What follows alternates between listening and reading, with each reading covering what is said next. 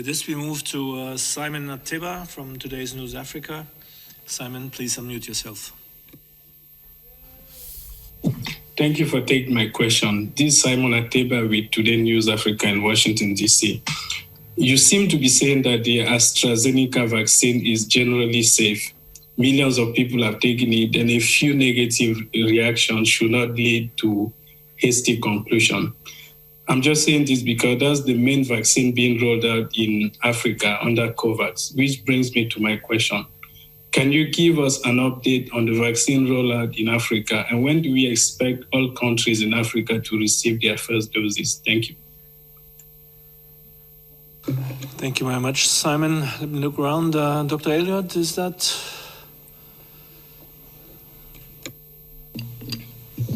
Thank you very much, Simon, and thank you for the question. The great thing, we probably should have commented on earlier when the question was asked about the J&J vaccine.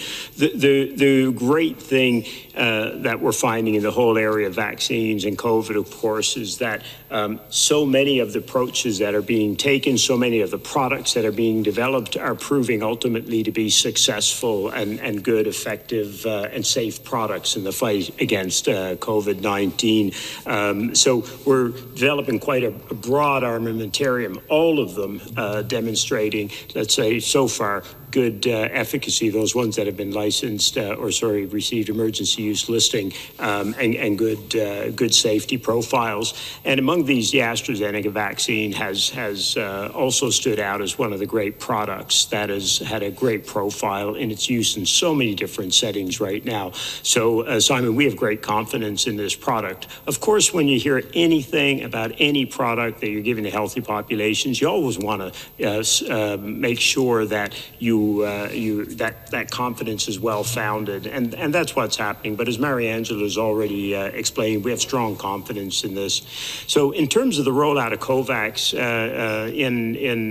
on the African continent, it's been very fast so far. 24 countries have received vaccine already on the continent from COVAX, over 15 million doses, and this is just in the last 2 weeks. There's another number in the pipeline that'll receive it during the coming week, so we'll be up around 35 countries on the continent, and closer to 20 million doses. So what we're really focused on now, Simon, is this is a really great start, but as the Director General said, it's just a start, because there's a lot more than 24 million people on the continent, obviously, and we need to get a lot more vaccine into not just the countries who've already received it, but the ones who are in the pipeline.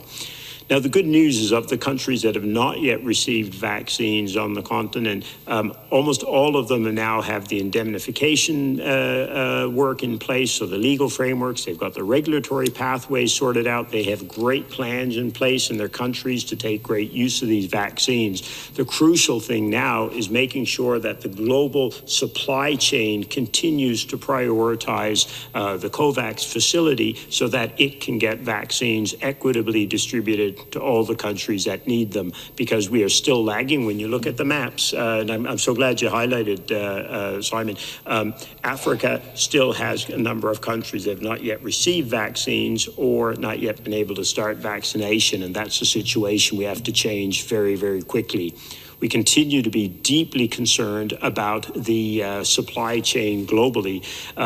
As you have seen in the press and other accounts recently, there's lots of challenges, and AstraZeneca has had challenge maintaining its supplies, and we need to make sure that despite those challenges, we continue to prioritize getting this vaccine into the continent. Thank you.